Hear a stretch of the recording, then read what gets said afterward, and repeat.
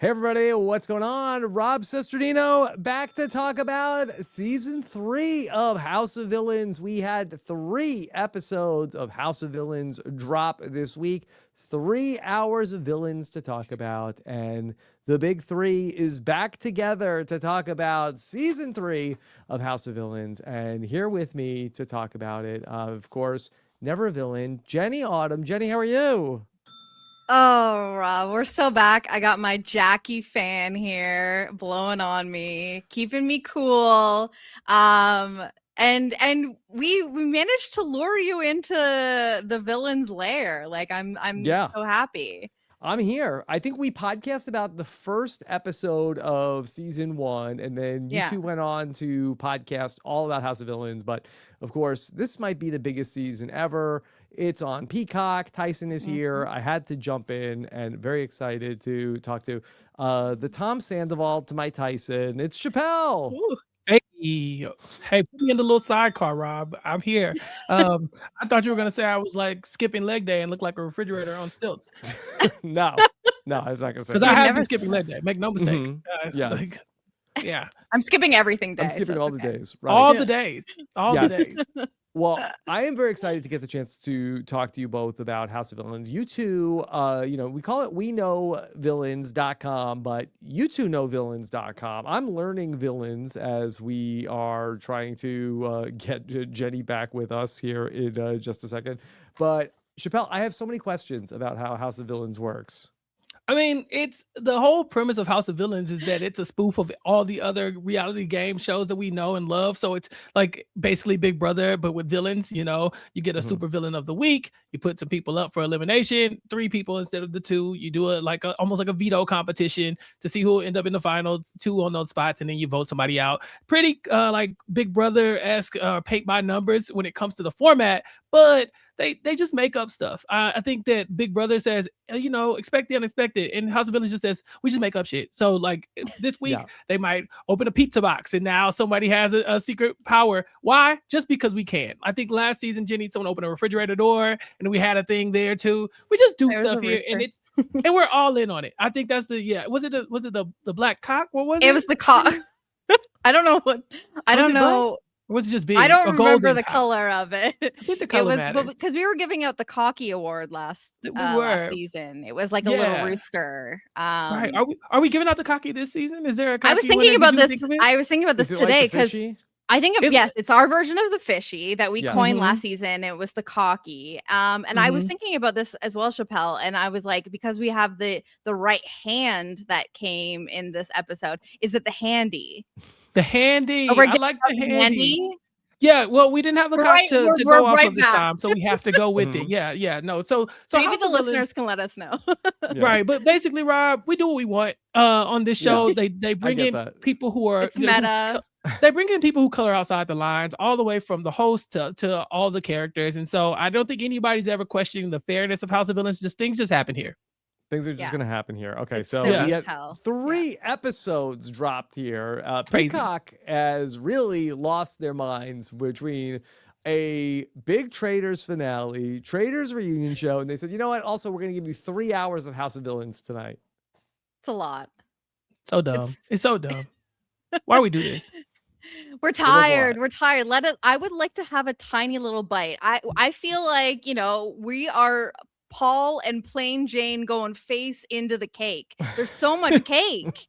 And So I would much just cake. like to have a little bite of the cake and be like, I can't wait to have some more of this cake tomorrow, next week. But no, they're forcing the cake, and it's Yeah. delicious cake. I love it. I'm very happy about all of the wonderful reality television that we're getting right now. But it's a lot of cake. It's a lot of cake.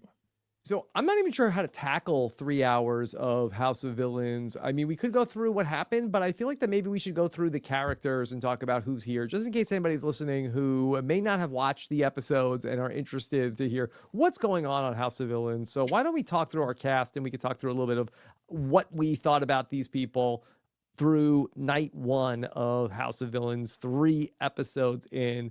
And I feel like I was very pleasantly surprised by the return of this man to reality TV friendship. It's Ugh. Paul. Rob, we did the preseason junket here for RHAP, and to say we were nervous to talk to Paul is an understatement. But to watch Kenny like really step up and have the conversation, because I couldn't speak. I was like, oh, Paul is a legend. I can't talk. Jenny was like, I've been dying to talk to this man for a long time. We're gonna talk right now, and it was so fun to watch, and also fun to see Paul back on our TV screens. And like, you know, it took zero time for me to be reminded why I am a Paul defender, why I'm a Paul stan, and why, you know, he delivered 2 incredible back-to-back seasons of television on Big Brother, and then just ran away and left us, you know, wondering if we would ever get this experience again. And the cracked strategy is already off the charts. I was living for these 3 episodes of Paul, and I'm really hoping that we get a lot more. Yeah, I thought he was really good. I felt like that after his second Big Brother season, I felt like that he was just sort of pretty checked out on reality TV and seemed like he was kind of over it, understandably. And he just had like such an arc back to back where he was such a fan favorite. And then by the end of BB19 ends up being, you know, kind of disliked. People say it's a bad season. People don't like that he ran the game. And then he's kind of out of the public eye really for about what, 7 years until we come back here for maybe even longer than 7 years. And here he is, but he seems like he's in a good mood.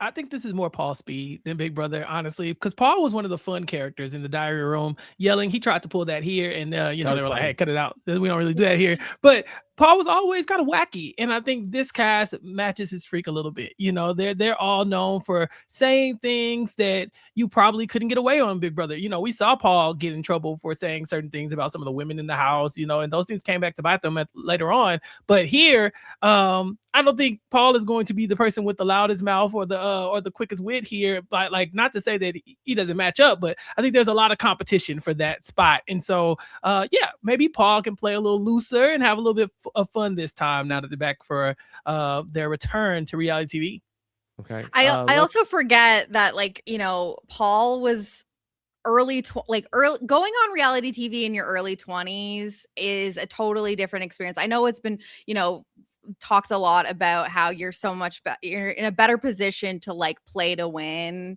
something, and you're much more sure of yourself as a person once you are in your 30s, and I feel like we're already seeing that with Paul, so I'm so glad that we get to do this. Okay, and the feature attraction for us, Tyson is back on reality TV. He's here in the House of Villains. Chappell, he's doing Tyson things. I can't with this man. He's incredible. Like, what do you? Someone says Tyson is the first supervillain of the week, and I said, duh. You know, like, and of course, and look at how it happened. Pull the lever, Tyson. Okay, just I don't know. Touch the hot stove. Right, and Tyson's like that. You know, and of course, immediately like has a good time, but also starts playing some strategy. We see Tyson using Paul as a pawn, a spot that Paul knows very well in the game, but also going and making alliances with people, bringing in Tom Sandoval, immediately kind of connecting with New York, being a part of this 5-person alliance. I mean, Tyson is doing all the stuff that he normally does, but it's just like packaged a little bit differently here. And yeah, it's so fun to watch. Always going to go up for Tyson on TV. Yeah, this is very reminiscent of Tyson during his Challenge USA run. Yeah, except he's having fun here. Yeah. Yeah. I think this is an environment that is you know, you're expected to lean into the silliness of it. We all know that Tyson likes to have fun on these shows. He wants to make good TV. He wants to win, but he wants to do it in a fun way. And I think that that's kind of why House of Villains is really fun for him, because it's like, it does not take itself too seriously, but it's just so wild because like, Tyson has always been like you know, marches to the beat of his own drum kind of guy. That's like what has made him such an interesting character on all of his seasons of Survivor and all of the other shows that he's done. And I just think it's so funny to see him, like, we saw the cast drop. We were obviously so excited, and you know, this is like the crazy version of the Avengers when you get the House of Villains cast. It's really like oh, okay, this The is Suicide weird and Squad. fun. Yeah, Absolutely. right. Actually, yeah. And then, but to see it now actually playing out, because we've been sitting on this cast for a freaking long time. And so now we're finally getting to see them all interact with each other. And it's like Tyson is like the most normal person amongst like a bunch of the like craziest people ever. And it's like he is still Tyson. He is still this really like electric, funny and wild person. And like he's a normie at times amongst this cast of absolute characters. And you know what? That's okay. I think that's actually like an okay place for him right now. Okay, we also have here in the house, we have Kate Chastain of Oof. Below Deck of the Traitors season 1 and 2. We love it. No words. You know, this lady's the queen. Like, what are you gonna do? This is the chief stew, Rob. Okay, this lady paved the way for a lot of these other mess on Below Deck, and now she's gone to the Traitors, and now she's here. She's in her reality TV competition era, and I love to see it. And we're seeing some strategic chops from Kate a little bit, you know, seeing her working these alliances and stuff. She's not just sitting around, because Kate's very much like, I don't want to be a tryhard. If I play the game, I don't want to look like I'm playing the game. I just want to win and be like, oh, did I do that? You know, and yet she's saying that, but she's working the room. Now, I was concerned when Kate met New York, because asking New York, hey, how you doing? What's your name? Oof. Was a wild choice, but she Yeah. came back from it, Jenny. So I was okay with this. Yeah, here's the thing. Now having the lovely experience of getting to interact with Kate, I fully get it, because everything that was said about her, you know, somewhat to her criticism in these 3 episodes of like her face is, and she says about herself, her face is the same no matter what she's doing, no matter This the is poker emotion. face. Yeah. Yeah, the poker face is like, and it's true. Like, we had a wonderful time interviewing her, and then also I was like, she hates us, but I know she didn't hate us. That is truly just her face. And so I, you know, to see her interact with New York and be like, what is your name? In New York, just be like, excuse me, like, please act like you've seen an episode of the show before. Don't play dumb with me. And you always have to be a little nervous when New York has like decided that you are the mark of the moment. But man, I have loved these 3 episodes of Kate, and she falls into this wonderful like middle ground of no one is looking at Kate and being like, game player, oh, she's crafty, oh, she's shifty. I mean, I know Johnny is kind of like onto her and be like, she was spying on, that wasn't even a thing, I don't think. That wasn't a but thing. Yeah, he made that up. She's not And JoJo Siwa. And well, don't get us started on JoJo Don't get us started on Siwa. JoJo Never hear the end of it. Bring up JoJo Siwa. I did not predict that JoJo Siwa would be a plot line in the 12th 3 character here. episodes Yeah. of House of Villains season 3. Like that, when that was dropped in her confessional to the point where we saw like what the reason for that was, I was still like, what are we doing here? And that's why I love this show. But truly, like, Kate is in a great spot in that, you know, she is really smart, she is really cunning, but she's not one of these people that's like, oh, she comes from this show and she's really like, you know, she's a Bravo person to like people, you know what I mean? So it's like no one is really looking at her as someone who's strategizing, but I do think she's got a mind for it. Like, she's got 2 seasons of Traitors under her belt here. You know, obviously leaving the 3rd episode here a little nervous. Yeah, a little nervous. She's not out of the woods, but I'm so happy she's here. She's really, really, really fun. Okay, we have our first player eliminated from House of Villains. It's Jackie Christie, Basketball Wives. I was not familiar with Jackie's work coming into this. What did you think about Jackie now that you've seen it? I mean, I kind of like that she was a older player who wasn't going to take a lot of crap from people. I thought that she gave it back to Tyson pretty good when she ended up getting put up for nomination. And please excuse me while I'm still learning all of the House of Villains terminology. We don't even get it right sometimes, Rob. It's okay. Yeah. You're making it up. So I thought that she was, fun enough. Here's what I will say about Jackie. I truly think that she started off having absolutely no idea what she was doing and what she got herself into. But I feel a little sad because I felt like just in the final hours, she was really she was really starting to like figure it out and showing, the semblance of a game mind. And like we saw her pitching her case to Johnny and making a pretty good plea. I almost wonder if she had not been so outspoken against Tyson after being put up for banishment here. I think that things could go another way and she stays here, but ultimately it's like Tyson and his alliance that gets to decide who's going to go home. And people wanted to keep Jackie, but it was kind of just like, oh, we got to go with the numbers, and we'll get to the hinky vote of it all. But yeah, I feel like Jackie maybe just needed a little bit more time, or maybe she needed to study the episodes a little bit. I think that she, her agent let her know like this is an opportunity, and she showed up and was like, what are we doing here? Yeah, but I like liked it. This is part of the show where anytime like somebody puts you up for nomination, you really just have to like roast them and drag them. But you're not supposed to. That's the thing. These people know the right game move is over here. The wrong game move is over here. And the thing about House of Villains is that 9 times out of 10, they're just going to pick the wrong game move. And for Jackie, she did the same exact thing, right? Like she finds out it's her and she blows up.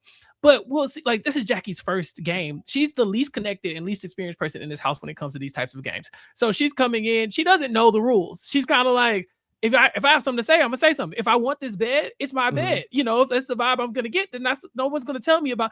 Like those are the Jackie things that got her on the show. Those aren't the things that are gonna help her win the game. And so yeah, because you'll see somebody like the Queen New York. She has done this before. She has learned. She's battle tested. So when she goes off, she comes back later on and says, hey, you know what? Honestly, I probably was a little too hard on you. It's okay. We've been free. And me and Jenny have been tracking New York's gameplay and growth, okay? Because we're going to do an evolution of New York strategy at the end of all of this, probably. And it's just night and day, where you can see the blow-ups happening, but it's really the damage control that's probably going to save a lot of these people later on.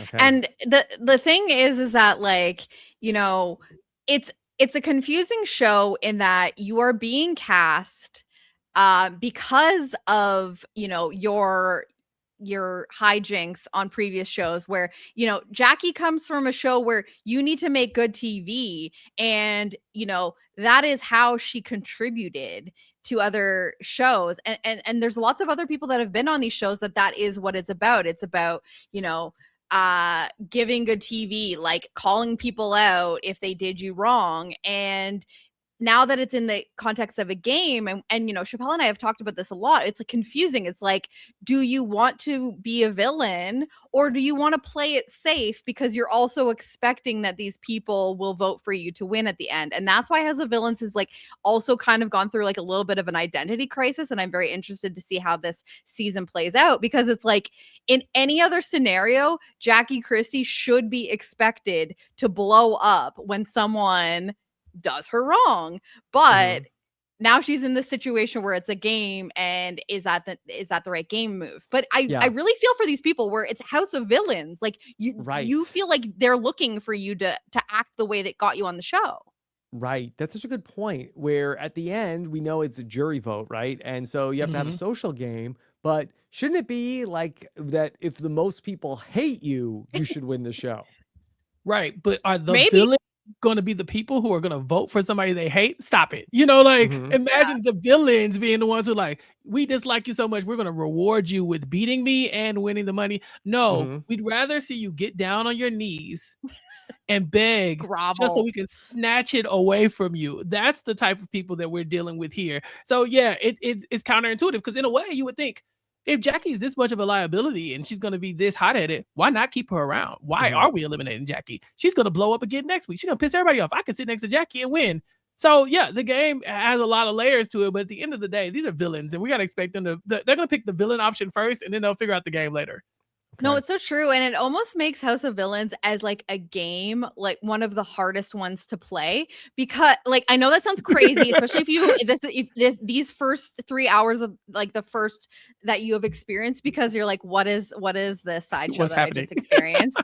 But it is hard because playing like the textbook good game that you might see in some of these other shows doesn't necessarily translate here, because of the theme of it, and also the fact that like everyone, you know, the all the people you're trying to get to give you the win are also villains and might just like make their own decision and not do like the thing that the masses might agree is the right thing to do.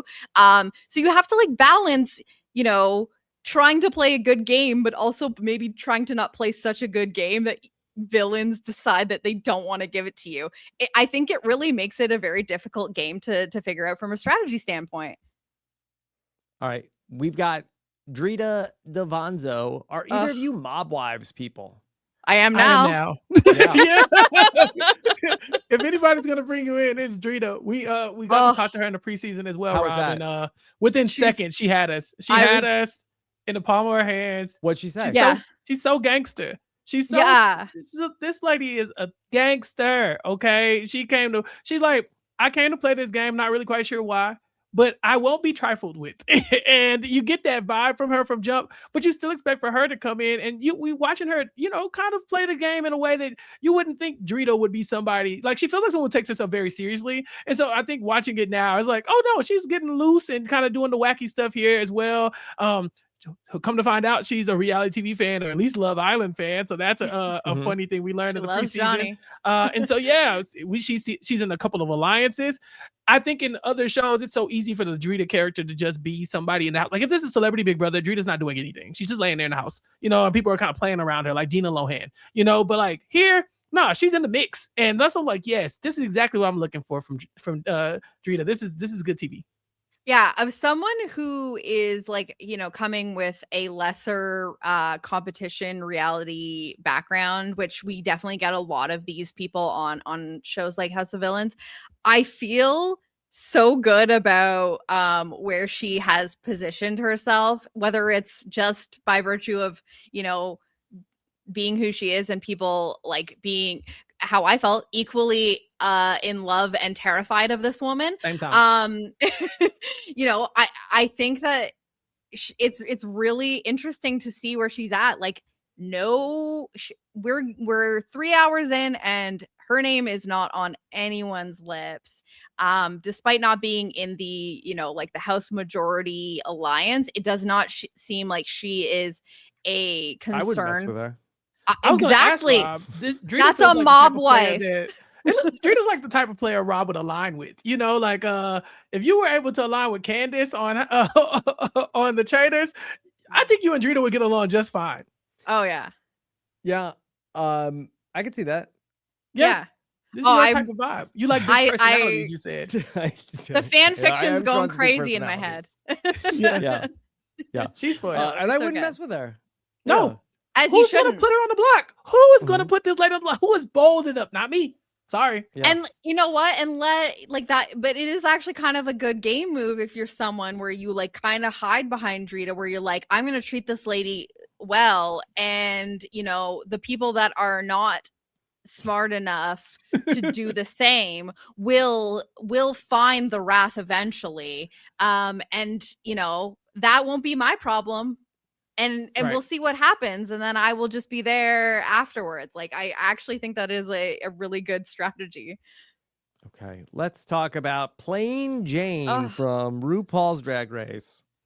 Yeah. Plain Jane was fun. Plain Jane, yes. Plain Jane was fun. Yeah, Plain Jane was playing the social game. Rob, Plain Jane's known as a bit of a strategist in Drag Race. They do this thing where they have to rank their competitors and like put the people at the top versus at the bottom where they would like be like in danger. And Plain Jane was one of the people who's like, I don't care if they're good or bad. If they're aligned with me, then I'm going to rank them higher. If they're not aligned with me, I'll rank them lower. Like, you know what I'm saying? Like, easy peasy. People, of course, don't like that because they're like, well, you didn't earn being up there, but Plain Jane didn't care, you know? And so here I was like, okay, is Plane going to be able to step into this role? And I was happy with what I saw from Plane, especially at the end when Plane ends up on our second hit list here, and she just goes left. I'm talking about whatever Christine thought Christine did. Plane did that better. I got in Paul's face at one point. I thought they were going to start fighting, Jenny. I thought we were about to have an eviction, like an ejection from the game. Oh, it's gonna be Street Chef fight. Joe and Willie Hance all over again. Someone's gonna get Were y'all not headbutt. concerned? I was concerned. I was a little off the concerned. hit list. Yeah. It's so funny because like I was thinking about this and I was like, okay, early episodes when I was worried like Tyson and Paul were gonna be at odds, and again, like that still might be a thing. I was like, this, feels like my older brother who I really respect and my boyfriend like don't like each other. Like that was like how I felt about it. And this is like kind of the same situation with like watching the end with Plain Jane and Paul, where I'm like, no, bestie, and like other bestie, like they're not getting together, and it's really, really tragic for me, but also go the hell off. Like the fact that Plain Jane took that moment and you think like, okay, you're gonna be so mad at Johnny because you just had this excellent pitch. I'm basically offering you my jury vote, just don't fuck me here, and like if you're at the end, I'm voting for you to win. But no, it's Paul that ends up seeing all of the heat for this decision, and like it pops off. I was dying for their friendship. Like it really actually hurt my heart so much to see them really at built it up. odds. I know, like it was really, really heartbreaking, and I'm worried for Plain Jane too, because I think she's like in the middle of like two sides of the house, because it doesn't even seem like she's super like in with the one side, and obviously like I think she's kind of on the outside of the the Tyson and Tom and the Johnny Paul Ashley alliance. So it's a little bit scary, but she delivered still. So and I feel like really good about chances to get out of banishment here. But yeah, it was a lot, and I was just like really, really sad to see Plain Jane and Paul at odds. Yeah. Well, we'll talk about it when we get there. I did not think Plain Jane was going on the hit list there at the end. Yeah, I was the Yeah. show really did hide that. But I mean, what better way to go on a hit list wearing a ski mask, a long ponytail, Balaclava. and, and some leopard Tits out. like gloves, tits out. Like Plain Jane did it with style. Yeah. Okay. All right. Here's Johnny Middlebrooks, participant in both Love Island and the challenge. I must have missed when he did the challenge. It was It was- not. It it was was a few short. episodes. It was a Yeah, few Yeah. episodes. short. But he Was did it a do normal it. challenge or was it Challenge USA? That's a good question. I think it was the normal challenge. I think it was the normal challenge as well. Because they did have Love Island people on the Challenge On- USA on the yes. first one. Mhm. Yes. And I always mix They had, those up. Cinco. Like I definitely know that Tyson did the USA one, obviously. Yes, but he didn't know Tyson, so I guess it wasn't the No. first one. Okay. It was definitely not Johnny the same Middlebrooks. season. Yeah. Okay. Now that we're looking at the photo, Yeah. it does. I mean, What? No, Leg You think day. he don't looks say like, it. looks like a refrigerator and skip leg day? listen, he's a very, very, very I'm not gonna attractive say that. man. Yeah. I watched his season of Love Island, and I was also a fan of watching him. But now the photo, the refrigerator on stilts is kind of making a little bit sense. It might also be the outfit because he's wearing like an oversized shirt as well, which is like only Well, more. it's like pajama set. This is Oh, like a 'cause of the summer pinstripes. set. Mhm. This is like a. This is like By the a. pool. Yeah, this is a set, Mhm. Yeah. but it is kind of like also kind of giving pajamas. I can't stop staring at his legs now. I mean, Okay, he got all right, crazy to yeah. find calf muscles. So There are. They're Jenny, just I'm- lean. I'm very Rob scrolling up. All I'm seeing is what did Plain say? Drake impersonator. You know, I don't know Johnny from Love Island or The Challenge. I didn't watch The Challenge Ride or Die, so I don't really know. But I will say this: for someone in his archetype, Rob, we have done like the F boy archetype a couple times over. If you want to count Jax and Shake. But then you also have Safari, our most recent winner of House of Villains. But here, we've never had an F boy who actually had a love interest in the house. And you know, we've had like I don't think it takes much. Well, we did have Johnny Bananas and Fisa kinda and Corinne kinda. You know, Corinne, that was kinda in the air. But Johnny Bananas wasn't cast to be our F-boy. He was our challenge representative, blah, blah. This is the first time our F-boy comes in and actually has a chance to use his evil powers, okay? Because normally he's coming in, he's nuked. And he's just like, oh, yeah, everybody's here to married or they're with somebody. And this time we see him kind of trying to shoot a shot at Christie. Turns out he shot a shot at her before. She ghosted him. This was good content. Yeah. I like the poll that it was like Grease, where it's like they met each other like one time and then they didn't work out, but he was hoping for it. But then it's like she's got to string him along now. Bop, bop, bop, bop, bop, bop. This is the thing with Johnny is like, I think that and a lot of these reality stars, I'm sure, especially like the ones that are like younger and possibly single or single for a moment, are like meeting in these, scenarios. So I'm not shocked that they have found each other at the same bar before. I think that, there's not usually like love interests and hooking up that like on House of Villains. There was, I would say, definitely, the Bananas and Corinne thing seemed to be like a thing, especially like maybe for a little bit off of the show. But that's not really something that you can get on this show because we're getting a lot of people that are like more seasoned reality TV, people that are maybe not coming onto the show shingles. No, I don't know if they've had shingles. Hopefully not. But single and ready to mingle. Where I just think like Johnny is like so interested in hooking up with anyone. That is literally the reason why he's on this show. So I am not shocked that there just so happened to be another person on the cast that he has been interested in hooking up with in his past. But I will say about this about Johnny, I was like actually pleasantly surprised by, the strategic game, because we haven't really gotten a lot of that from the F-boy archetype that we've gotten on the show in the past. Okay. I hear these people from Love Island know a lot about how to play these games. That's what the word on the street is. You'd be shocked. Love Island apparently much more of a game than people give it credit for. Yeah. Well, you can be an F-boy and also a gamer. We see it. Yeah. Yeah. And honestly, that's what makes you good TV. If you have been shown to play Love Island like it's a game, get your ass on a game, like a real game, because like we're about to see you cook. I wouldn't say like is Johnny Middlebrooks the best game player we'll have ever seen from the Love Island franchise. I don't know.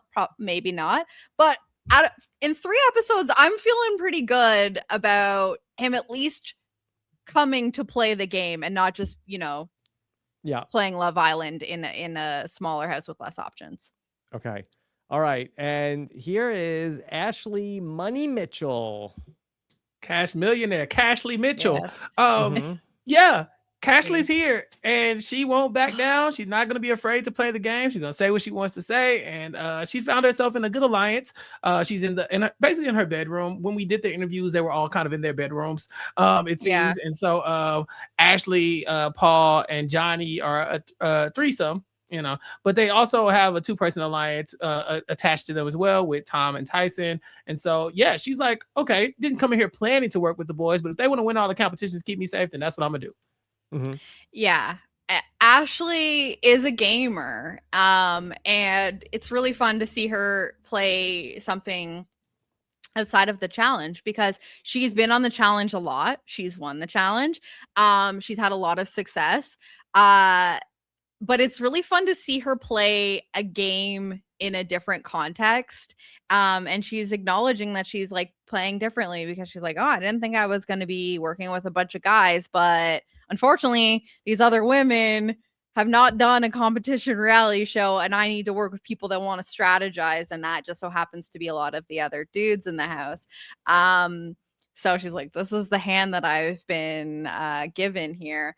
I don't know. I'm just like having so much fun seeing these reality TV characters I've watched in other contexts like coming together, and seeing, Ashley Mitchell in the pantry with Paul Abrahamian and like strategizing next to the cereal. I'm like, oh, this is so great. She's really fun. I think she's in a great spot too. Like, no, she's very insulated by these guys that are all looking at each other and throwing, their names at each other to her. Mm-hmm. It's good. Okay. Let's talk about, of course, New York. Here she is, Tiffany Pollard. Don't use her government name. Call her New York. So I would love to get just the scouting report from the two of you. Is New York the best House of Villains player? Is New York a very bad House of Villains player? Yes. Go ahead, Ginny. Yeah. I know she's part of but yes, is all of the above. Good. Yeah. We have been tracking New York's growth. Early on, it was just New York. Tiffany Pollard, New York, like she was there for explosive moments. She was there to fight. She was there for her sound bites. Then she started to actually strategize a bit. And Jenny, I'd say last season, we really thought New York could have won the whole thing. Yeah. There was a scenario where it could have happened. And I honestly think with that cast now looking back and how that season ended, if she could just get herself there at the end, I truly think that New York would have won. Like, New York is the kind of person and player in that, like, she can be so frustrating and that, like, like, catch her in the wrong moment in the wrong day, she blows the F up on you. And then but she's so sweet. Like, her social game is so complicated in that, like, she endears herself so easily to people. And I think that people, again, it's like one of those people where it's like, I equally love you and I'm terrified of you. But like, people really do want to, want to work with New York. She's someone you do want to have on your side. The feeling I think that people have when they feel like New York likes them and accepts them and is like wants to work with them is like a rush. You know what I mean? Like, I think that is like such an exciting, good feeling. You're like, oh my God, I'm on New York's good list right now. Like, what a great situation. But it can shift so quickly, which is why, she is like such a complicated player to watch. But she does find these like strategic game player types. We saw her align really closely with Wes last season. And, we kind of see her acknowledging Tyson as someone who, she's a little unsure of Tyson at first because she had the thing with Richard Hatch last season, which is also just a crazy thing that we're talking about. Like, remember when Tiffany New York Pollard blew up at Richard Hatch last season, and now she's working with Tyson Apostol? Like, what world are we living in? But that is kind of the thing with her. She does want to work with game players. She's not one of these people that is just like, you're crafty and I don't want anything to do with you. She sees them as people to attach yourself to and kind of like ride that wave. I don't know if third time's the charm here. It will be an interesting thing to continue tracking with Chappell here, but she is simultaneously a great player and also sometimes like, what are we doing? But she knows it too. She acknowledged it even in these 3 episodes here. Will she be back for every season of House of Villains? Until she wins, for sure. Like, because why would you not? When has anybody ever been tired of New York? Yeah, she lives there. She's been like sitting, like sleeping there, pruning the the bushes and all that kind of stuff. Like, she's just there. Like, and then that's the thing too. Come in and pay homage, pay respect to New York when you come in the door, and then hopefully you align with her and she can finally win the game. If you want her out, always vote for her.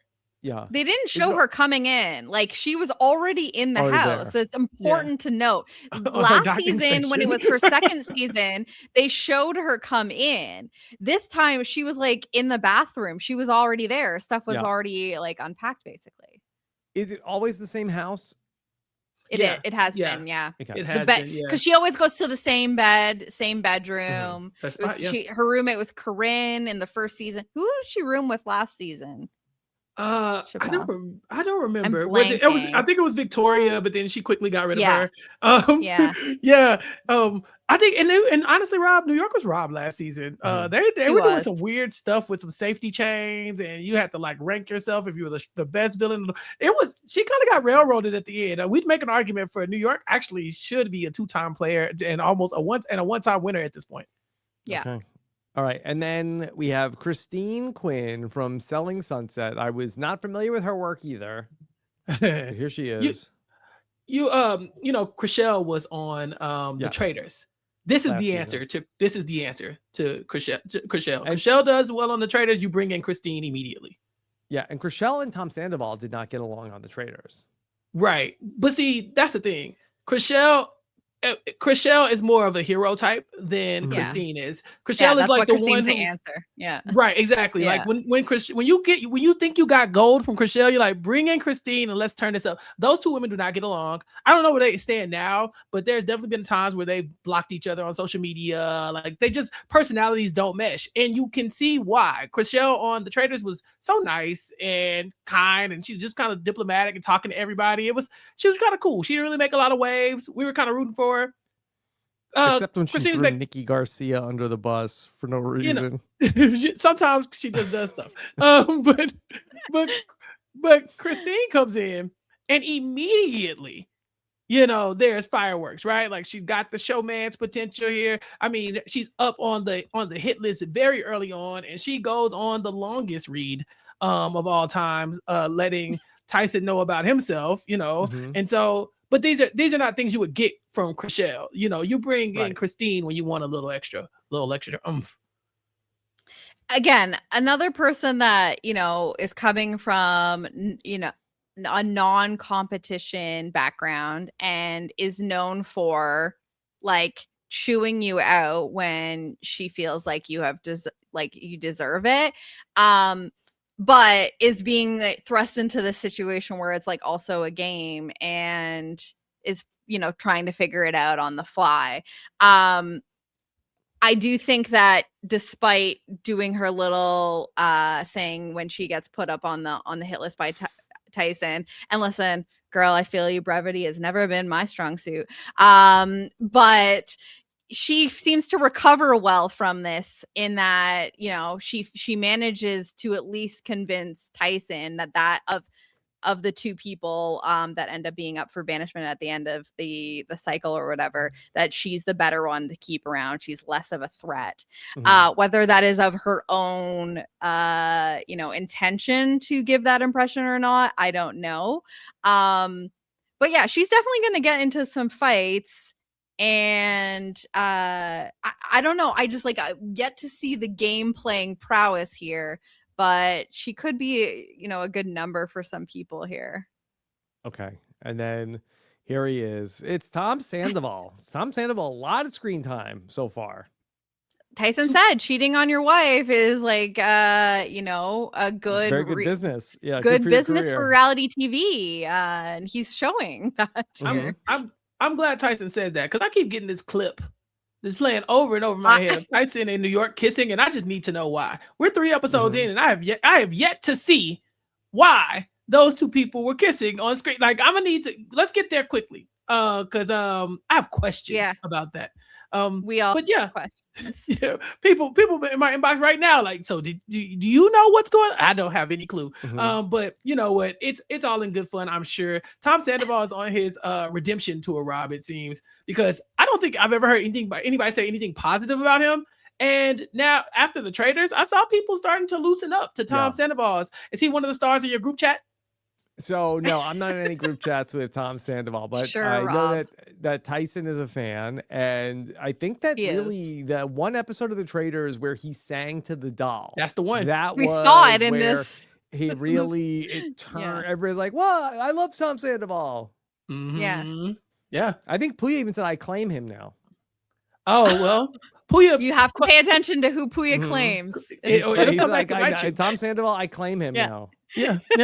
It'll come back to bite you for sure. Yeah, Tom Sandoval's he's here and he has people who want to work with him. You know, it's not like in the Traitors, it felt like Tom Sandoval was like a pariah. And then people were just kind of forced to deal with him because the Traitors wouldn't get rid of him. Nobody would vote him out. So they were just like, okay, fine, we'll deal with Tom. Okay, fine. I'll try to play nice with Tom. You know, but here, him and Tyson immediately click.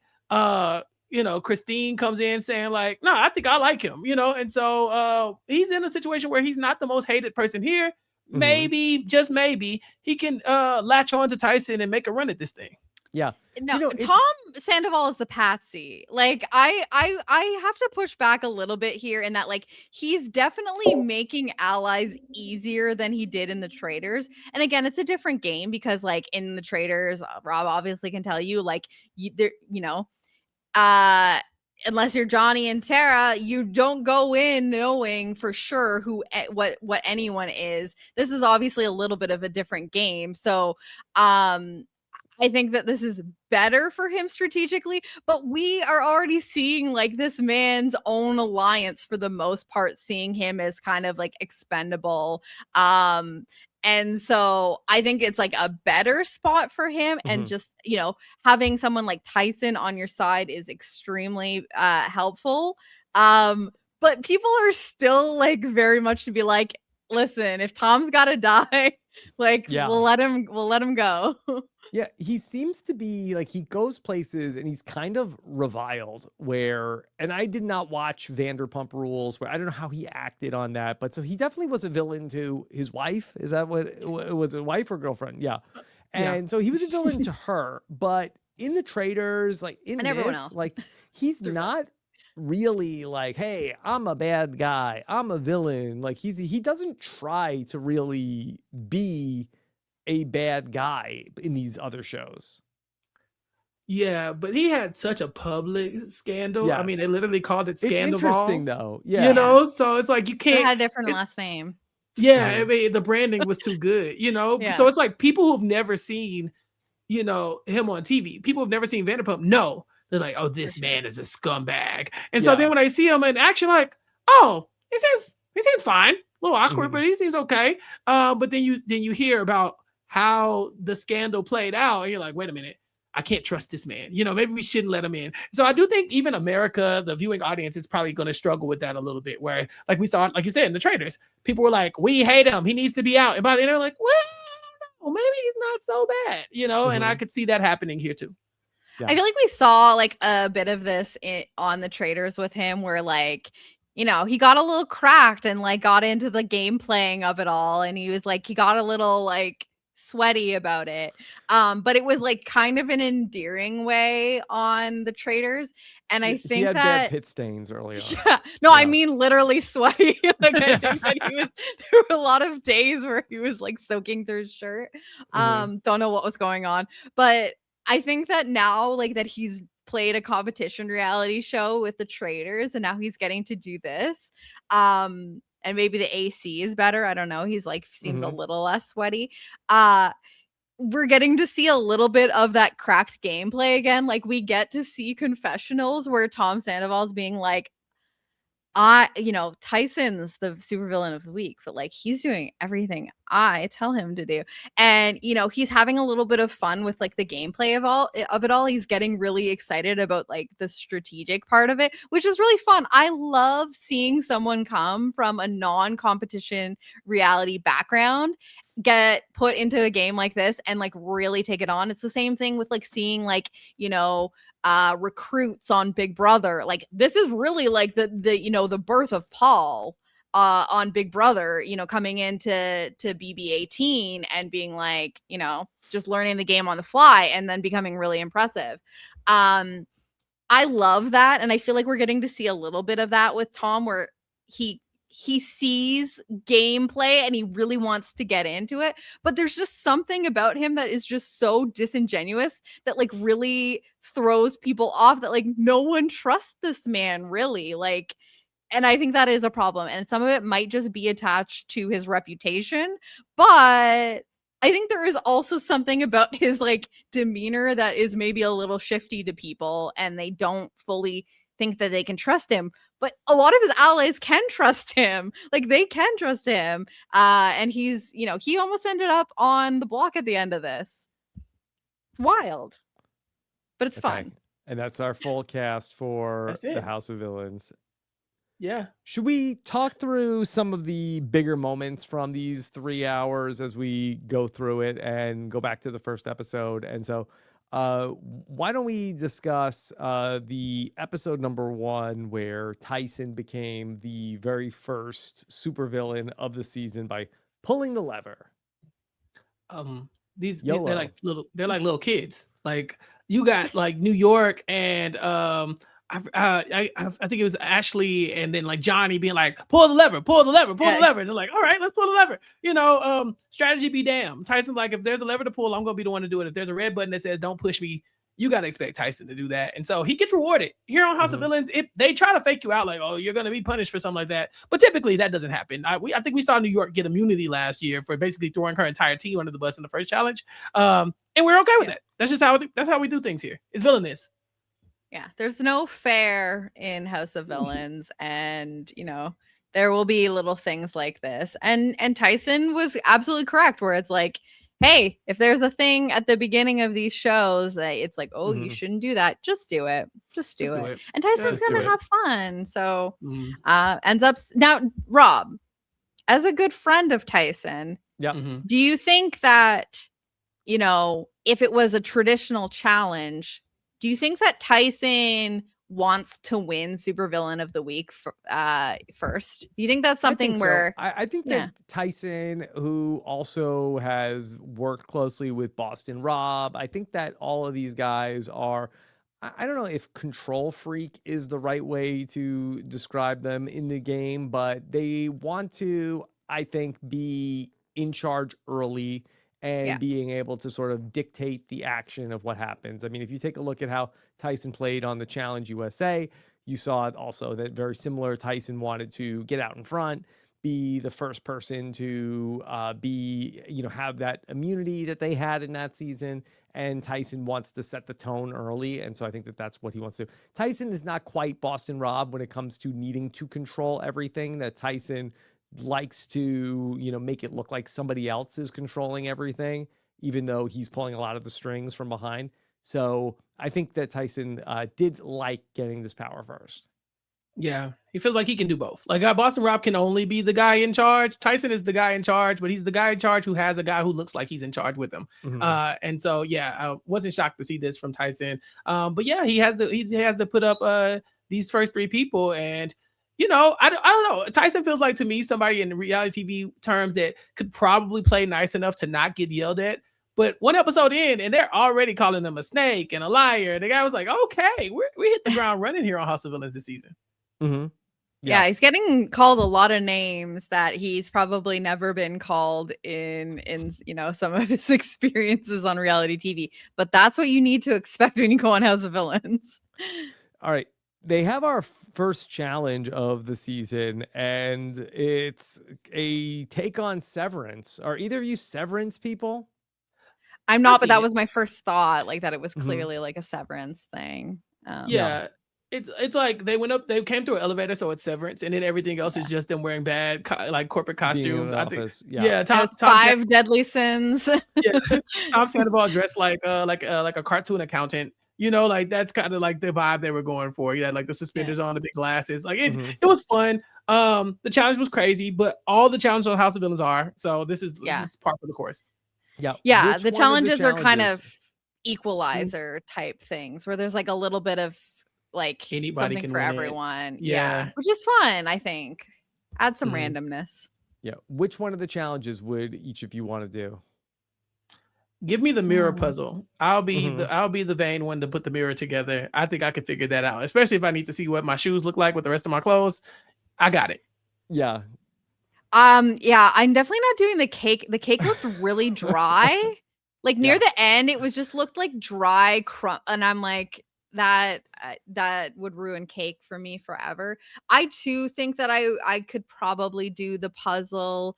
But I also think that like smashing things and looking for a photo would be fun. I'd be bad at that. I mean, I don't have the raw rage and aggression that I wish I had. Like it's hard for me to Yeah. tap into that. Like, you know, I like I'd don't be think like, I'm oops, strong sorry. enough.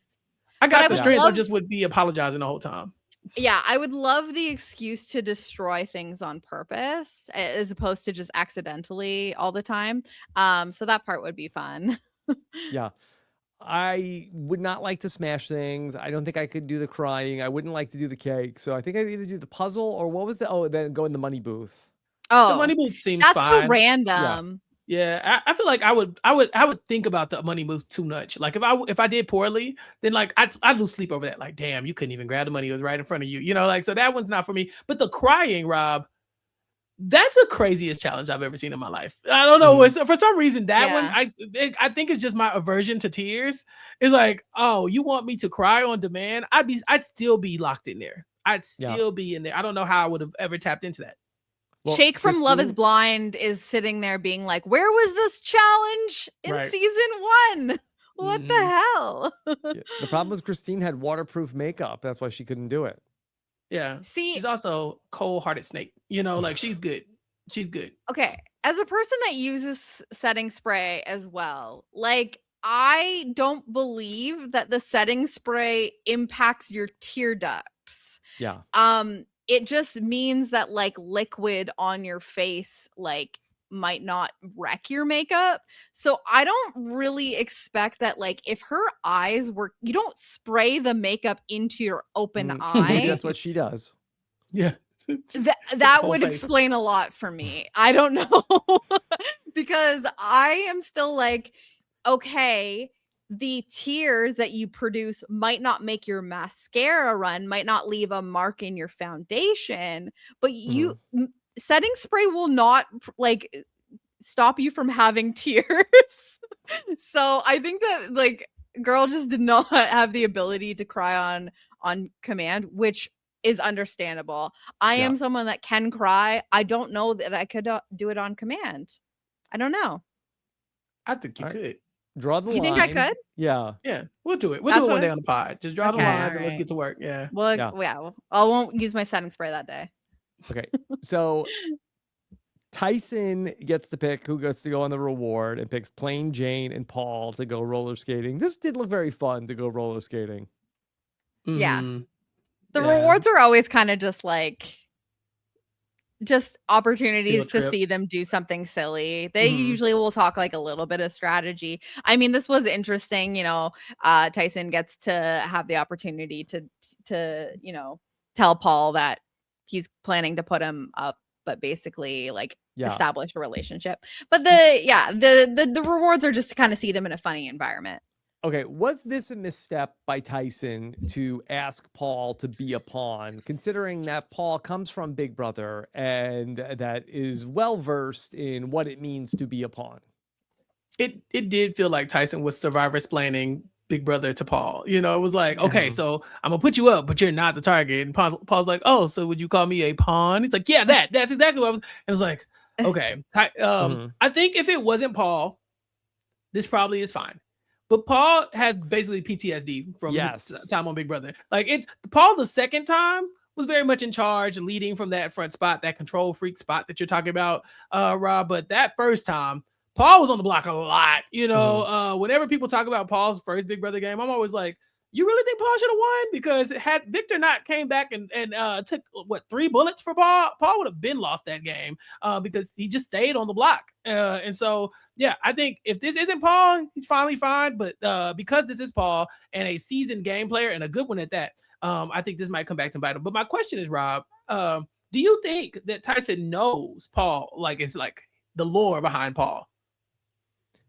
I think that Tyson probably knows the rules of Big Brother, but I don't think that Tyson knows a lot about Paul. I think that Tyson is not a Big Brother guy. He knows a little bit about some of the people from Big Brother, certainly from playing on the challenge, but I don't think he knows the lore of Paul.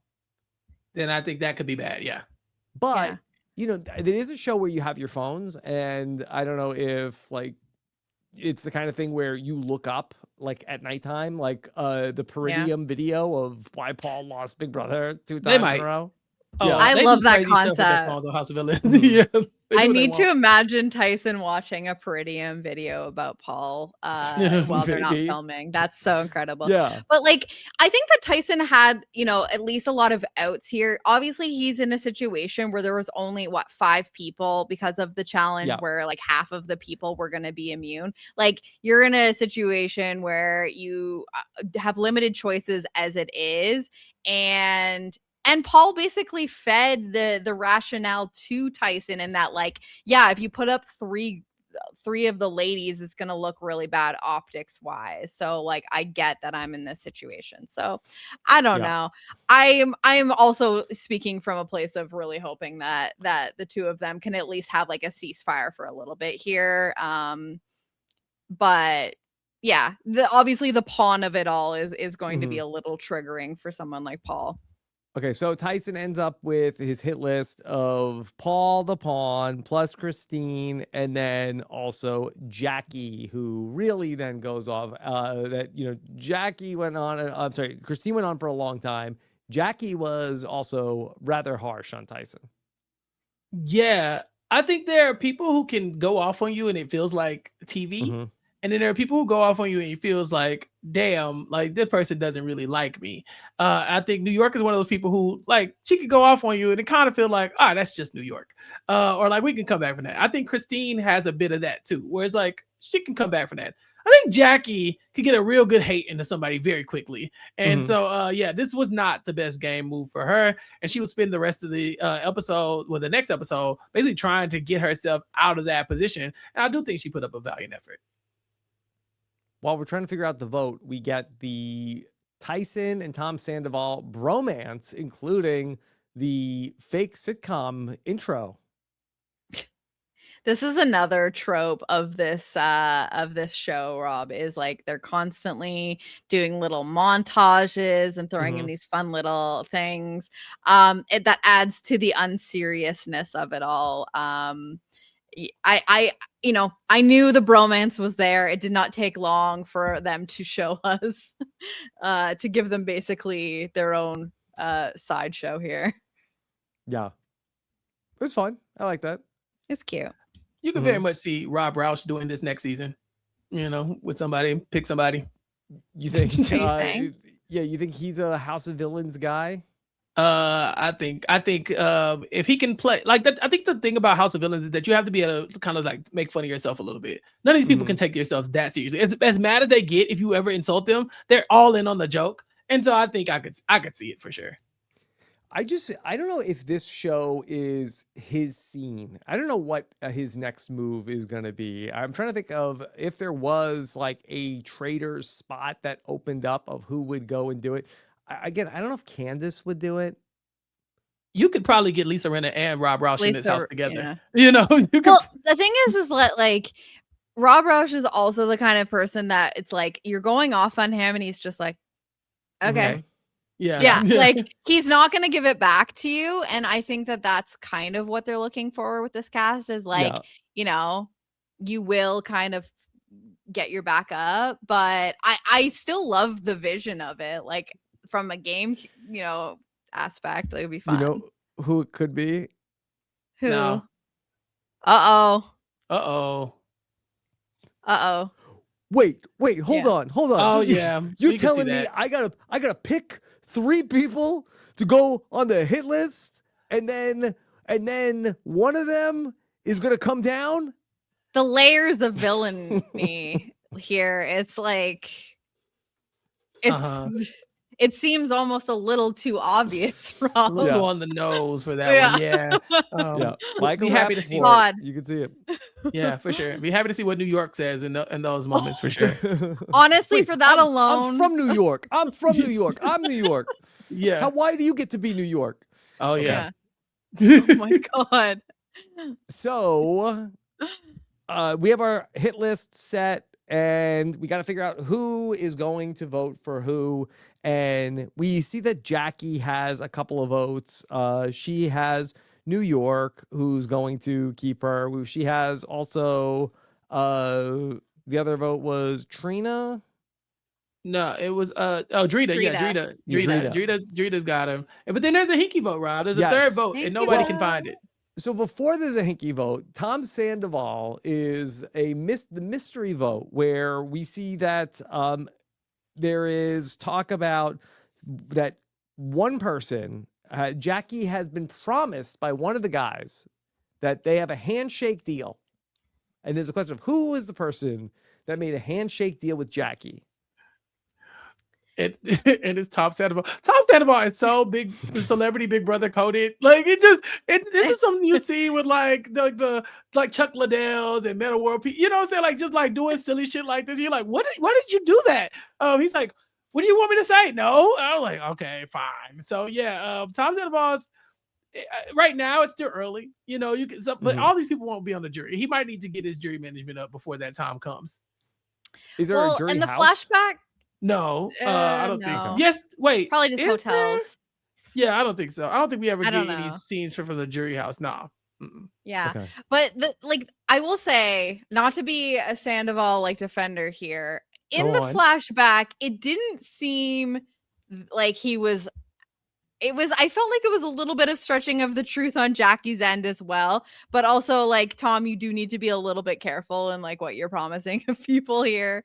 So, and then also just that he takes it a step further and being so worried about his reputation that he's talking about wanting to give Jackie a sympathy vote because he's so worried about how bad it looks for him to like not stick by his word, and the fact that she took this as him saying that she was going to that he would keep her. So that didn't help his case. Yeah. So when we get to the actual votes, it ends up being that we have a hinky vote, and there are 3 votes against Christine, and we don't know for a long time who the third vote was. And it's friendship. You know, we find out that it's Paul, and look at that. You put him on the block as a pawn, and he's like, "I'm not playing that game. Let's spice things up a little bit." And I think that is, you know, man played almost half a year in the Big Brother house over the course of 2 years, and so he's got a lot. And he probably had a lot of time to think about that kind of stuff too, you know, because when Paul was locked in. And so, yeah, I definitely see maybe like some of this is just chaos for chaos sake. Another part of it is like, I got to do something. I don't want to be a pawn star throughout the whole season. Big Brother loves a hinky vote. And obviously they were already talking about, you know, this man that promised Jackie a vote. And that getting pinned on Tom. So I think that Paul saw an opportunity here and took it. And you know what? I don't hate it. Caused a little chaos. Yeah. Also good on Paul for being able to get off of the block. He wins that. They have basically their battle of the block mechanic where he ends up talking. He wins the quiz on the telenovela that played out. Right into his hands, because on Big Brother, you know, when stupid shit like this happens, you got to memorize it. And so Paul saw, oh, this is dumb. I might need to lock in, and and it worked out. That was the whole point of Paul being a pawn, was that it like somebody needs to win this. We can count on Paul to do it. Yeah. One of the characters' names in this fake script was Autumn, Summer, Winters. Real. So just call me Jenny Autumn Summer Winters. It's a double hyphenate. Who knew? Yeah, it's a lot. This is a lot. Okay. Is there anything else that happens in between after Jackie goes home and then when we get to our next supervillain? No, I mean, there's actually surprisingly a lot of strategizing going on. You know, this is we kind of glossed over it, but Jackie's one of her, I guess one of her pitches when she goes to Johnny, she's the one who says like, you know, Christine has a boyfriend, right? And I'm like, look at Jackie go. I really thought that might turn the tables a little bit, but no, the alliance is still strong. You know, we know that Paul is working on the inside to kind of tear it apart. But no, the alliance to watch is this 5-person one with the Ashley Mitchell room and then the Tom and Who's Tyson. in the 5-person alliance? Ashley, Tom and Paul, Tyson. Johnny, Tom, and Tyson. Yeah, that's it. Those Okay. are the 5. And you got to beat them in the challenge, and we will see that is harder to do than you would think. Okay. So we have the Tea Party challenge, which, Chappell, is this basically the present game from Squid Game, the challenge? Yeah. It's like you cover your eyes, they put a little present on it. You have to determine who did that to you. I like it. I like it every time we do this. And this time it was fun. They all got to die. It reminded me a little bit of that Big Brother game too, Rob, that they did last season, where they were having like the martini, the cocktail party or whatever. And they were drinking the poison. That's what it was. And so we kind of see people kind of like telegraphing who they trust, or like putting the little the tea on somebody's table and saying like, well, I do trust them and I know that they trust me, so they won't think it's me. So we got all these villains doing strategy that we wouldn't see in their normal seasons. So the last 3 people that are left it's Tom Sandoval, it's Johnny, and it's Tyson. Now, could Tyson be the supervillain of the week 2 weeks in a row? Absolutely. Yeah. It's not like HOH and Big Brother where you're not eligible to compete. So that's where you can kind of run the table a little bit in House of Villains. But you didn't want to, which I think is fair. It's like, this is a smaller cast. You stick out a lot more if you're winning competitions and having a lot of control in a game like House of Villains. So I think that, Tyson's strategy of like stay in it long enough until the last people that are left are people that I would feel comfortable being supervillain of the week is the right strategy. And he gets into a situation where he can kind of decide how it ends, right? Yep. Because if he or Johnny doesn't accept it, Tom Sandoval is going to be the supervillain of the week, which they could have done, but they end up letting Johnny take control. But we'll see if that ends up being a mistake. It's tough, being supervillain of the week. You do get immunity, and if you're the first supervillain of the week, we haven't talked about it, but you get this nice HOH suite that you get to keep all season. This is new. This is brand new. Realize that? They pulled this one out of their ass, and so they gave it to Tyson, and he gave it away because there's some strategic merit in not having all of the power and prestige of being supervillain of the week, and so I'm sure he's willing to give some of that to Johnny just in case Johnny wants to make some enemies of his own. And it wasn't clear to me because Tyson gives the room to Plain Jane, which was like Tom Sandoval's idea. He will make sure you are aware that was his idea, which I actually do think was like a good move. But like Tom was so concerned about like not having Tyson, like he's like, we were supposed to room together. Please give your room away. And so Tyson makes a good game move here, giving it to Plain Jane. It was not clear to me that did these rooms stay permanent? Because I think Johnny might still be in the room with Ashley and Paul, and that the supervillain suite has just become Plain Jane's room. Well, I don't think that it was going to be Tyson's room for the entire season. That was the thing about winning the first for the whole season. Oh, I thought it was supposed to be like the HOH where you get it. Whoever's supervillain of the week gets it that week. Joel told him it's yours until you leave the house, and so Tyson gave that up. Now Johnny obviously, they were already short one bed, so I think they are in the same room because they were already short a bed. And now if Plain Jane doesn't survive this round, then that room will be vacant, and that might be another level of strategy because Rob, for some reason in this game, your bedroom is a really big deal. It will get you voted out. Yeah. There have been like big bedroom quarrels on the show. I want the good room. I just want a bed. It's not even and a like good being room, in rooms with people, certain people. This is the room I wanted to be in, and I said I said what I said. And they're really burning down behind the bedroom for sure. And there's a reason why New York has been in the same bed, in the same like room all 3 seasons. She's loading. This is where she charges up. It's her docking station. Yeah. Okay. We talked a little bit about the JoJo Siwa incident. What was this? I'm not even quite sure I know what the argument is. Is it like so Kate was saying that JoJo is doing this stuff for the money, but I don't understand. I think I understand. First of all, how wild to hear the name drop of another show that Rob and I in the past have podcast about. Special Forces, World's Toughest Test, getting name Still dropped going on House of strong. Villains. Still going strong. Rob, of all the Still shows going that we've strong. covered together, they've canceled so many good Yeah. ones. And Special Forces, World's Toughest Test is just Some people still really there. like it. Yes, they do. And God bless them and their souls. So, okay, my interpretation of this argument is Jojo Siwa was on Special Forces, World's Toughest Test in the same season as Tom Sandoval.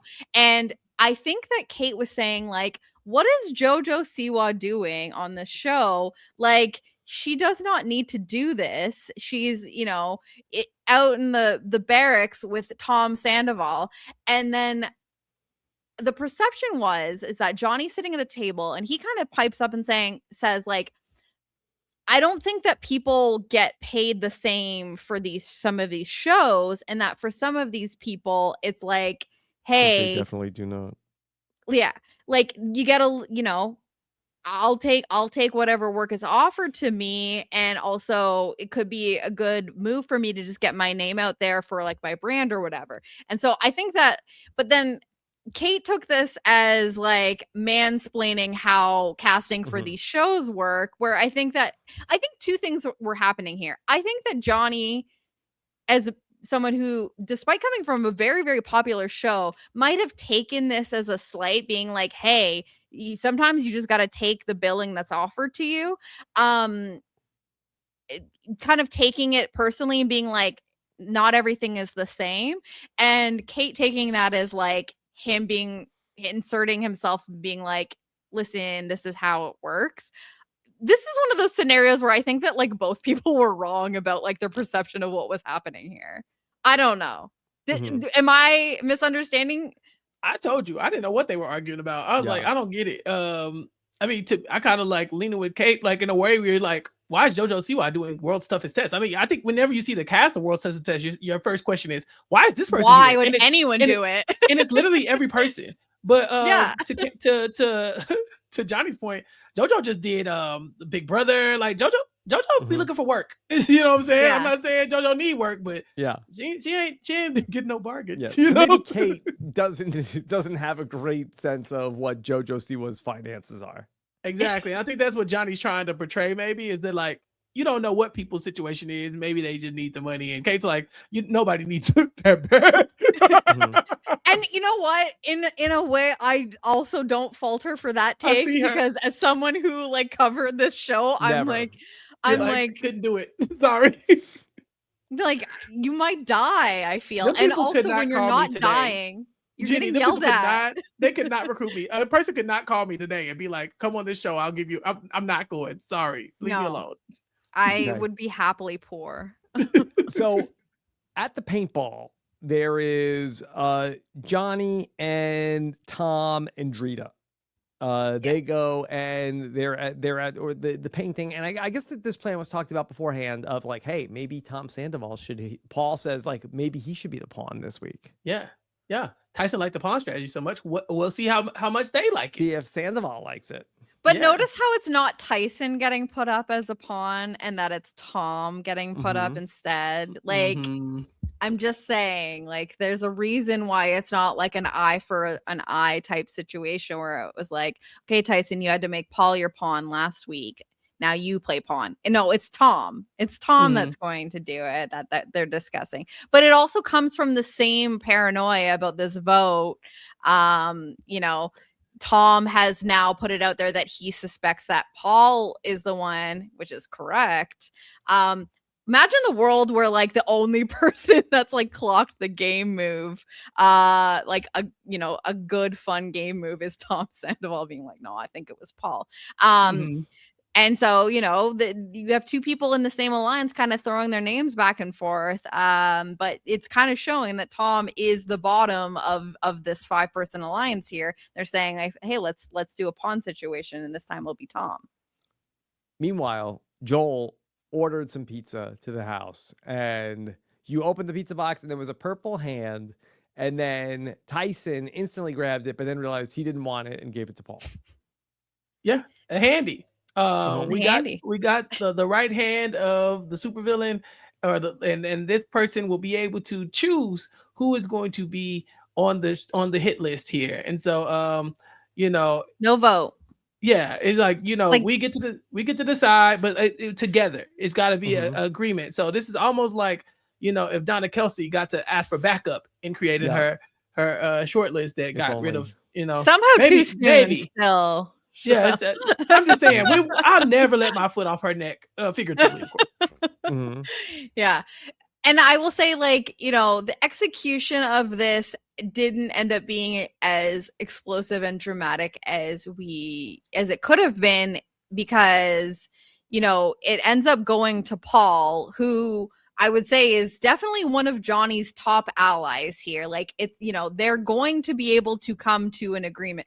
Now, what was confusing to me in the, like, tussle over the hand was that I think that it was Tyson and Christine that both Yeah, kind it of went was. for it. And then for a second, I thought that, like, Tyson was maybe going to give it up to Christine, but Tyson is also, not going to give power to someone that he just put on the hit Mhm. list, and instead, like, not keeping it himself, gives it to Paul, which is like a nice, like, this is to my ally and it's not on me. But I was really confused about how Paul came into it. Maybe his hand was also, like, in the mix, but there was a second where I was like, oh, is Tyson going to give this to Christine? It's confusing. No. Tyson ain't And that crazy. would have been more dramatic, because, like, they're not on the same page, Johnny and Christine, about, like, allies, I feel. Mhm.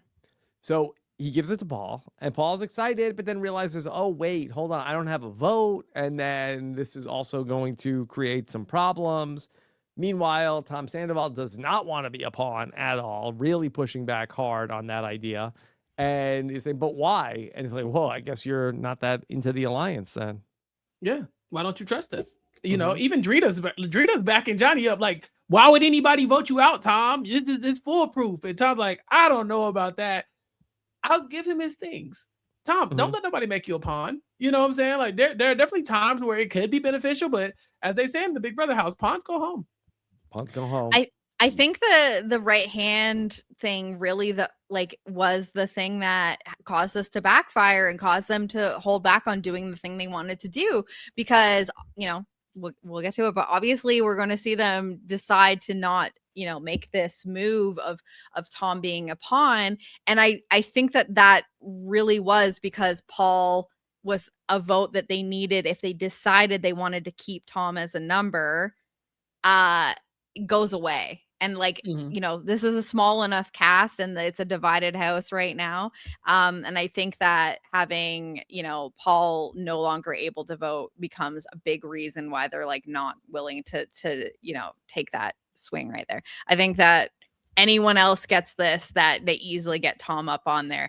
And then they have the out of, well, we had to come to an agreement, so I couldn't just protect all of my people. Like, obviously Johnny had no control over who was going to get this. He wasn't even there, but, like, knowing the power it had, it would have been so much better for them if somebody from the other side got to be in on these nominations and then also lose their vote. Then you can make the argument for throwing Tom up there, but that's House of Villains for you. House of Villains, baby. And so Plain Jane ends up being the person who felt like they had a good relationship with Paul, but unfortunately ends up being the third nominee. That it seems like that for the one role that Paul had here of being the supervillain, it seems like that Paul did not really carry a lot of weight in this decision. Right, because it felt like Paul was like, okay, I'm getting Tom on the block. But then here you go, where we see that Paul does have a good relationship with Plain. But I think Johnny had a decent relationship with Plain as well. And so Plain is definitely, like, just caught off guard by all of this. Like, oh really? I thought I had been working my social game. I gave you basically my jury vote for you not, screwing me over. Like, what's up? What's going down here? And so they came to a consensus. That's the thing. The two of them had to agree. So Plain Jane has the right to be mad at literally both of them. And it just feels like in the moment, Paul is the one getting the most of the ire here. I mean, Plain does give Johnny his lashings for sure. But then it gets really heated when it gets to Paul. Yeah. I know. I think the thing is that like there were other options. Like it wasn't just, it wasn't the limited pool it was last round.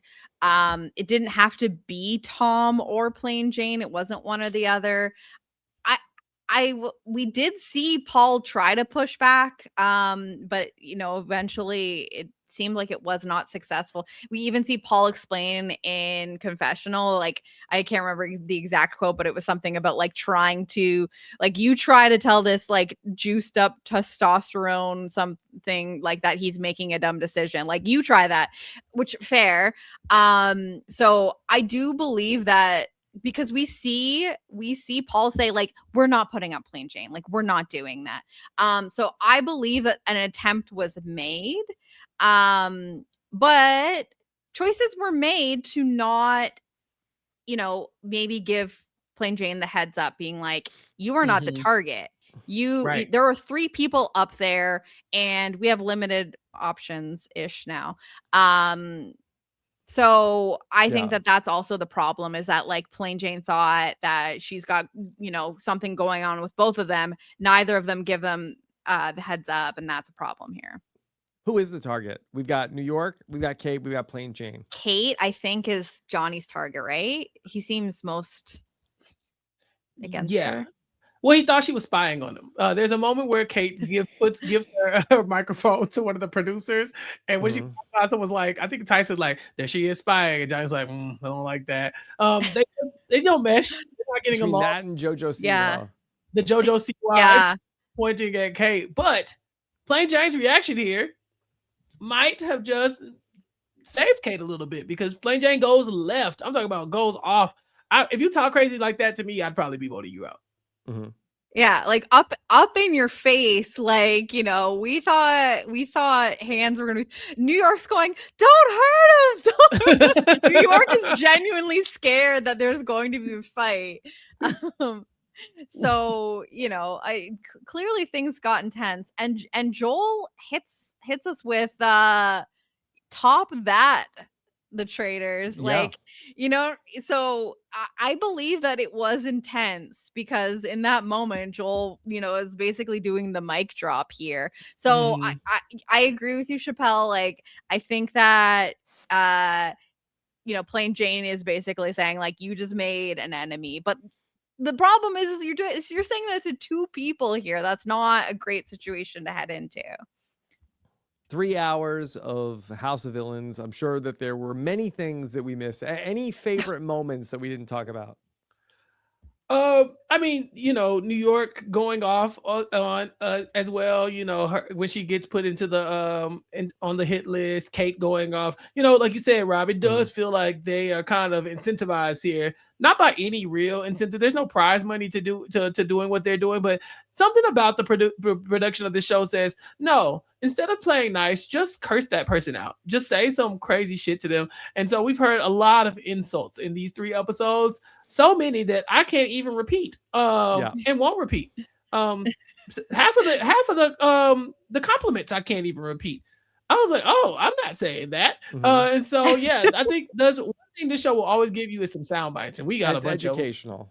Yeah, very much so. Very much so. Yeah, it's you should not take anything well on this show. It's basically like, okay, if I can give you one piece of advice, like, don't handle anything with grace at all. Any particular slight that you could find, like, please respond to it.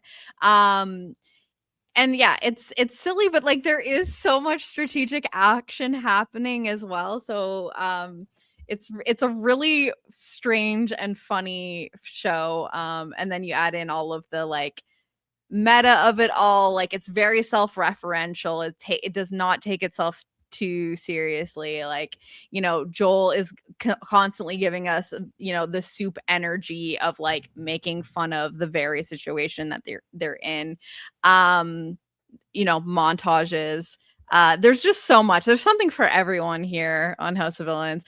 I will say we have the montage at the end of like what's coming up in the season. My notes were everyone going crazy. I had Yeah. nothing else to say about this. Yeah. Like, Yeah. what did I just witness? What am I about to witness? I don't know. It's insanity. Okay. All right. We will watch and learn what's going to happen as we go through all of House of Villains this season right here on RHAP. Is anyone Um, getting the handy? Tyson. Tyson gets the handy. Come on. We're giving Tyson the handy. Give Tyson the handy. He deserves We're it. giving Tyson the handy. Mhm. Yeah. Handy for Congratulations. Yeah. From the Okay. back. Well, we have so much going on right now between House of Villains is just part of it. We just wrapped up talking about the Traitors, and we'll see if we have some other interviews along the way. But Survivor 50 has also just kicked off. Chappell, are you ready for Club Condo season 50? We so back. I'm so excited. Yes, Club Condo is going to be back. We're going to be talking about a lot of these iconic Survivor players, legendary season. And so hopefully we'll give you a legendary podcast to match. Okay. And Jenny, of course, we'll be talking to you all season long, House of Villains. Yes, I'm excited for like the first Club Condo era of like Survivor with like all returnees. Like, I feel like this is unprecedented. I feel like the mess is coming. So I'm just looking that's forward why to we have to being be on Patreon for that. yes. That's exactly why it's too connected. Otherwise, you got to come behind the paywall for the mess. But I'm really, really excited also for this season of House of Villains. And getting to get the band back together here. Yeah. No more Gandhi. Yeah, they keep canceling all my other shows. And, Joel said it himself. He said, like, confusingly, this is like the show, one of the shows I've had the most time with. I feel like, honestly, Jenny, same. Yeah. The Soup was on for many, many years. Even Animal Control, I think, is on season 4. I mean, Community had like 15,000 famously episodes. 6 seasons in a movie. Yeah. Joel's gonna be here for the joke every time. He's not I gonna think pass he up just on it. does lots of other little things. So, like, in the bigger scheme of things, but that's kind of where I'm at with House of Villains, where I was like, we're in season 3, we got Peacock Back, now, baby. baby. Like, Peacock money. just bring us more villains. But I'm very, very thrilled that we get to continue to do this because I have so much fun. Okay. We're looking forward to reading what you have to say in the comments, and we'll be back next week to talk more House of Villains. Make sure you subscribe. WeKnowVillains.com. Take care, everybody. Have a good one. Bye.